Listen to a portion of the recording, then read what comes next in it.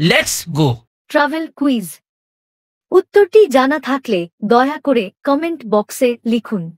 ভারতের কোন রাজ্যে ভ্যালি অফ ফ্লাওয়ার্স অবস্থিত? জম্মু ও কাশ্মীর, সিকিম, হিমাচল প্রদেশ, উত্তরাখণ্ড।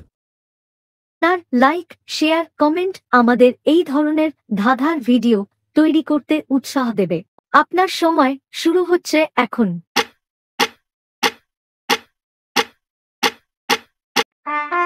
উত্তরটি হল Uttarakhand. Valley of flowers national park হল একটি ভারতীয় জাতীয় উদ্যান যা 1982 সালে প্রতিষ্ঠিত হয়েছিল।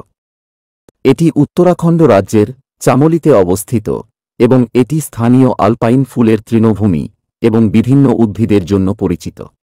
ভ্রমণের ওপর এই ধরনের ধাঁধা এবং তথ্য পাওয়ার জন্য ভিডিওটি লাইক, শেয়ার ও সাবস্ক্রাইব করুন। ধন্যবাদ।